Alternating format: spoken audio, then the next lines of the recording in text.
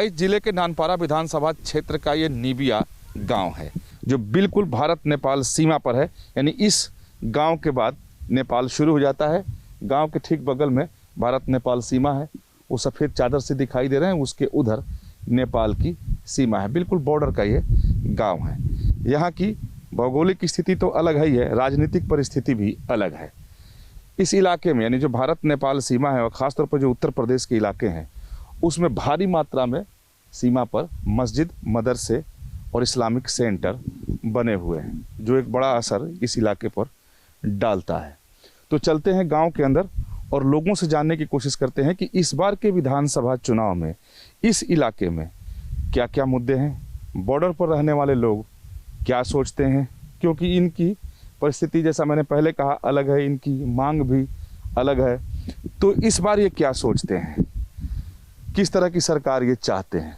तो गांव के अंदर चलते हैं और लोगों से उनकी राय जानते हैं कि इधर के हालात क्या हैं। नीबिया गांव में घुसते ही माता जी मिल गई। ये उनका घर है, बिल्कुल गांव की शुरुआत में ही है। अगर इधर से आए तो आपका क्या नाम है? हमार जानकी देवी। ये बताएं, चुनाव चल रहा है, आपको मालूम तो होगा। है। तो इस बार क्या सोच कर आप वोट डालिएगा? अब सब गांव बस्ती टोला पड़ोसी जहाँ रहेगा तहाँ हम भी रहेंगे। जो सरकार कहती है योगी जी की कि भाई हमने विकास किया है, लोगों का सहयोग किया है, राशन दिया, सब कुछ किया है। योगी जी ने तो सब कुछ किया है। अच्छा। घर मकान भी हम लोग पाए हैं। हमारे गांव के मेराज प्रधान जीते हैं, घर मकान भी दिए हैं, हर चीज दिए हैं, व्यवस्था करे हैं, राशन पानी से, रोड से, नल से, सब कुछ है। लेकिन अखिलेश यादव तो कहते हैं जो कुछ भी नहीं हुआ है, लोग बहुत परेशान हैं। अब कहे से तो नहीं, अब तो सब कहे से नहीं होता। सुनीता निषाद। ये बताओ सुनीता, पढ़ती हो? हाँ। किस क्लास में पढ़ती? BA first year. वाह, गुड। ये कहना है कि जैसे ये योगी जी कहते हैं कि भाई कानून व्यवस्था उन्होंने ठीक किया है तो लड़कियों की सुरक्षा बढ़ी है, अब उनके आने जाने में कोई परेशानी नहीं, गुंडागर्दी कम नहीं। आपको लगता है कि हुआ है सर? ऐसा नहीं हुआ है जब से योगी जी आए हैं। क्या आए हैं क्या? कि मतलब गुंडागर्दी नहीं होती है, पहले ज़्यादा होती थी, महिला पे अत्याचार भी होती थी, उसका भी मतलब बहुत कार्रवाई अब होती है सही से। पहले रहता था तो जैसे कोई भी जाता था उसकी सुनवाई थाने में भी नहीं होती थी, अब बहुत ही सुनवाई होती है महिला पर। आप लोग सुरक्षित महसूस करते हैं? बहुत ज़्यादा ही। अब क्या नाम है? हमारा राशिद नाम है, मोहम्मद राशिद सिद्दीकी। मोहम्मद राशिद सिद्दीकी। कहाँ जा रहे थे आप? साइकिल लेने जा रहे थे। राशन की दुकान से? जी नहीं, कोटेदार से। मैंने वही कोटेदार के हैं जो बढ़ता है सरकार की तरफ। जी जी। अच्छा, ये बताओ राशिद कि इस बार क्या जोर चल रहा है? इस बार तो हम यही बता सकते हैं कि हमें हमारे वहाँ तो साइकिल जोर चल रहा है, हम साइकिल ही समझते हैं।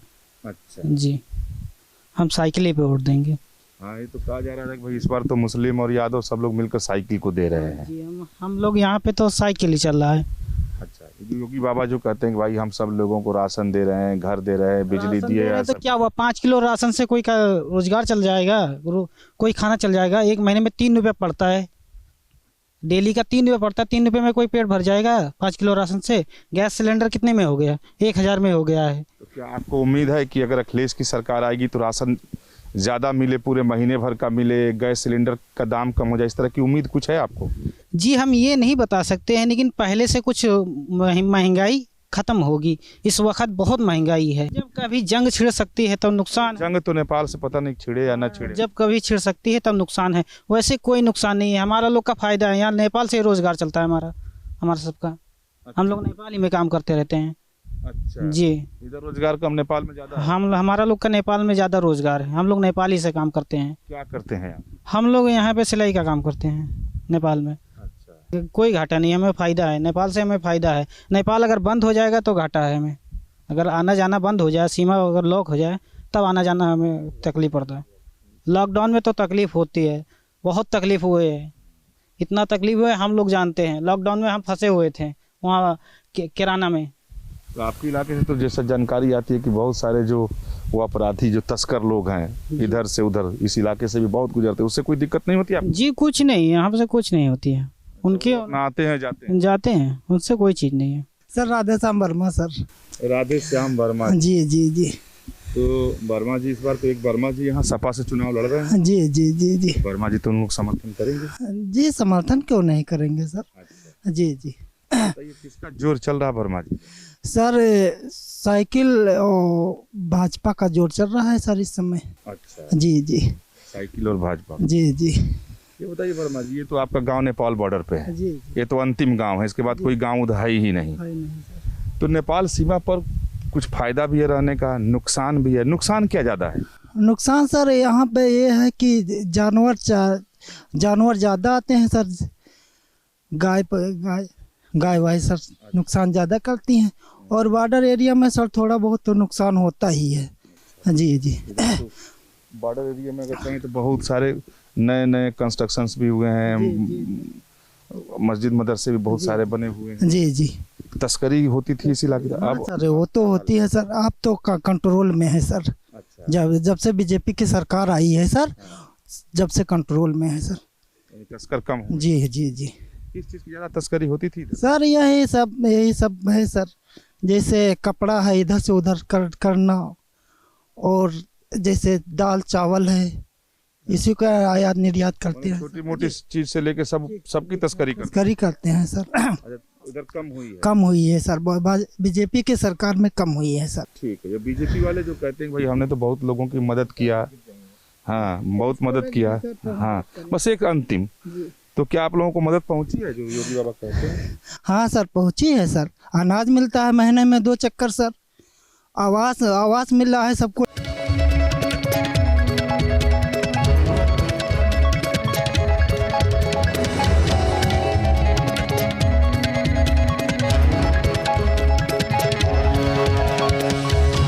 नीबिया गांव के तमाम लोग हमारे साथ हैं, बुजुर्ग भी हैं, नौजवान भी हैं, महिला भी हैं। सीमा पर यानी बॉर्डर पर होने की वजह से इसकी भौगोलिक परिस्थिति तो अलग है ही है, राजनीतिक परिस्थिति कितनी अलग है, और इस बार के विधानसभा चुनाव में यहाँ के लोग क्या सोचते हैं, इनके मुद्दे और एजेंडे क्या हैं, क्योंकि सभी पार्टियों की अपनी अपनी दावेदारी है और जातिगत समीकरण भी है। तो इस मसले पर बात करेंगे कि सीमा पर रहने की वजह से इनको क्या समस्या आती है, कितने फायदे हैं, नुकसान भी है कि नहीं है। तो शुरुआत सबसे बुजुर्ग से ही करते हैं। आपका शुभ नाम क्या हुआ? जंग बहादुर वर्मा। जंग बहादुर जी, विधानसभा चुनाव चल रहा है, आपने बहुत बार वोट डाले होंगे, लंबा अनुभव आपको है। इस बार का क्या मुद्दा एजेंडा है? इस बार तो हम लोग बीजेपी के वोट दिए। महिला ही नहीं सुरक्षित, हर वर्ग सुरक्षित। कुछ लोग कहते हैं कि मुस्लिम परेशान है, मुस्लिम भी इसमें सबसे ज्यादा सुरक्षित मुस्लिम है। वो जो आतंकवादी थे, बवाली थे, किसी को लूट लेना, किसी के एक बित्ता कब्जा कर लेना, वो परेशान है, और सबसे ज्यादा लाभ तो मुस्लिम ने लिया। क्या इस बार क्या मुद्दा एजेंडा है? महिलाओं की सुरक्षा की बात सबसे ज्यादा हो रही है, क्या ऐसा ही है कि महिलाएं सुरक्षित हैं? हाँ जी, ये सब सही है, क्योंकि हमारी बच्चे कभी स्कूल जाने में बहुत असमर्थ थी, बीच में कहीं लड़के खड़े रहते हैं, कहीं स्कूलों में होता है, इस समय ऐसा नहीं है। अच्छा, ये जो तमाम बातें, विकास की बातें कही जा रही हैं, क्या लोगों को उसका लाभ मिला है? हाँ जी, हम लोग को भी मिला है लाभ उसमें। विकास की बातें सर, हम लोगों के पुरखा गुजर गए। इधर दिखाइए सर, 17 साल यहाँ से सपा का विधायक था, एक खंभा नहीं गड़ा था। केवल बाबा आए 17 में, और एक साल के अंदर सबको लाइट मिल गई। हम लोग सोचे नहीं थे कि हमारे गांव बत्ती आएगी। पहले बिजली नहीं थी ही नहीं। कुछ जो हमारे रिश्तेदार थे, बहन बेटियां करने में शर्माते थे कि हमारी बहन बेटियां जाएंगी या बहन का शादी करेंगे तो वहाँ बत्ती नहीं है, पंखा में रह नहीं पाएंगे, और हमको 22 घंटा बिजली मिल रही है। ये बताएं कि सब लाभ आप लोगों को मिला, सुविधा मिल रही है? हाँ, सब मिला है सुविधा। अच्छा, ये कहना है कि महिलाएं सुरक्षित हैं, तो क्या सब सुरक्षित है महिला? अच्छा, हाँ, और सुविधा बहुत है। हाँ, हमको सबका नीक है। हाँ हाँ हाँ, आए दिन मवाली होता था, आए दिन बहन बेटियों का बलात्कार होता था। इस समय ऐसा तो नहीं है। कम से कम हम लोग की बहन बेटियां स्कूल तो जा सकती हैं, बच्चे स्कूल तो जाते हैं, पढ़ तो लेते हैं। हर पैसा मिला है, गल्ला मिला है उनके राज में है। हाँ, और खुलकर के जो सरकारी योजना है उसके लाभ की बात का लाभ मिल रहा है। प्रधानमंत्री किसान सम्मान निधि योजना हम लोगों को गेहूं की मिल चुकी। अच्छा, मिल चुकी? हाँ, मिल चुकी। चलिए, फिर एक पहले की क्या स्थिति थी? पहले यहाँ तस्करी भी होती थी और अपराधी बदमाश लोग आते थे, हम लोगों को लूट ले जाते थे, नेपाल वाले। और अब जब से एसएसबी लगी 2001 से, तब से यहाँ कोई लूट फातिया खत्म हो गई। कोई किसी को ना कोई परेशानी है। बॉर्डर तक लोग जाते हैं आते हैं, कोई परेशानी नहीं। अच्छा, नहीं, जब ये जो योगी जी कहते हैं कि कानून व्यवस्था सुधरी है, तो क्या बॉर्डर के इलाके में भी कानून व्यवस्था सुधरी है? पहले से कुछ सुधार हुआ है? बॉर्डर के इलाके में तो और ज़्यादा सुधरी है, सबसे ज़्यादा सुरक्षा मिल रही है। यहाँ कोई अपराध भी नहीं हो रहा है, और नहीं तमाम अपराध होते हैं बॉर्डर पर, तमाम कत्ल हो जाते थे, उनको बाहर लाश बॉर्डर पर बहा दी जाती थी। अब कोई वाकया नहीं हो रहा है। पहले लाइट नहीं था हमारे गांव में, कभी लाइट नहीं थी। अब भैया चोर लोग आते थे, मौका पाकर लूट ले जाते थे। अब लाइट लग गई, केंद्र पुलिस हो गई, तो हम लोग बहुत सुरक्षित हुए हैं। जितना इस सरकार में सुरक्षित हो गया हमारा गांव, लाइट मिल गई, कभी नहीं ऐसा हुआ था। और सब चीज हमको सारी व्यवस्थाएं मिल रही हैं। पहले की जो हालात थे बॉर्डर पर, जो मतलब कि अपराधियों का खुला खेल था इधर, चाहे वो तस्कर हो, अपराधी हो, अब क्या हाल है? नहीं, हमारी जब से SSB आई है तब से यहाँ बॉर्डर टाइट हुआ है। योगी सरकार दावा करती है कि हमारे आने में कानून व्यवस्था सुधरी है। आपके बॉर्डर के इलाके में क्या परिवर्तन आया है? अरे बहुत परिवर्तन है सर, बहुत परिवर्तन है। कानून व्यवस्था एकदम चल रही है, लेकिन अब वही वाली हाल है कि राम राज हो ही न पाई। राम राज में भी तकलीफ होता है कुछ लोगों का, तो वो एकदम 100% सुधर न पाई। तो अब हो ही सकता है दोबारा जीते। परिस्थिति चोरी डकैती तस्करी, पहले नेपाल के बदमाश आकर लूट लेते थे, शाम 7 बजे से ये भाग लेते थे। महीना नहीं बीतता था कि नेपाली बदमाश आकर 1-2 डकैती ना देते थे, 1-2 कत्ल हो जाती थी। हमारे जानकारी में जब से 2001 से SSB आई है तब से एक कांड नहीं हुआ, एक कांड नहीं हुआ। हाँ, आप क्या कहना चाह रहे हैं? 3 साल साहब हम शोभन आई है। 3 आदमी बदमाश परेशान करते हैं, दिन भर सोई तरह, रात का जागी तरह हम लोग। अब कोई यहाँ समस्या नहीं है, न बाहरी बदमाश आए, छोड़कर चले जाते हैं। जो मजबूत आदमी थे, जिम्मेदार जमीन वाले, ये हमारे चौधरी हैं गांव के, तो कहते थे गांव से निकल लो, बदमाश सबको काट मार देंगे। साल में 2-3 चोरियां होती थी, डकैती होती थी, मॉडल करके चले जाते थे। दिन रहे ना जाते थे, क्योंकि लाइट थी नहीं, अंधेरे में आकर सबको मारपीट कर देते। तो भागने की व्यवस्था हम लोग बना लिए थे, लेकिन कहा तो लोग अब वही सरकार की व्यवस्था हो गई, केंद्र पुलिस लग गई, अब बॉर्डर कस दिया, सुरक्षित कर दिया।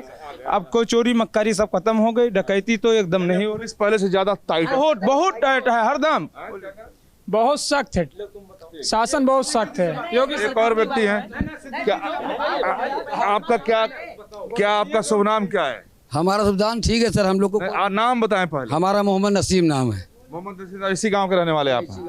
ये बताया बॉर्डर का आपका गांव है, लोगों की हम राय जान रहे हैं। पहले के हालात में अब के हालात में कितने बदले हैं? नहीं, बहुत 99% बदल गया है। पहले के हालात से पहले 1% ठीक था, अब तो 99% ठीक है। उसमें कोई दिक्कत की बात नहीं है। गवर्नमेंट से भी हम लोग को कोई प्रॉब्लम नहीं है, ना कोई दिक्कत है। गरीब को अनाज मिल रहा है, टाइम से सामान मिल रहा है, कोई परेशानी कोई बात की नहीं है। इसलिए क्योंकि गरीब जब लॉकडाउन ज़्यादा करके हो जाता है तो जो गरीब मजदूर है वो उसके लिए थोड़ा परेशानी होता है, बाकी कोई परेशानी नहीं। तो लॉकडाउन शायद ही हो, अब तो होगा नहीं, चूंकि वो तो आपदा थी, कोई दिक्कत नहीं है और कोई बात के लिए कोई प्रॉब्लम कोई दिक्कत नहीं है। लेकिन अगर बात करें तो इस बार का आपका चुनावी मुद्दा क्या है? हमारा लोग का चुनाव मुद्दा वही है जो सरकार था उसी को हम लोग वोट देंगे।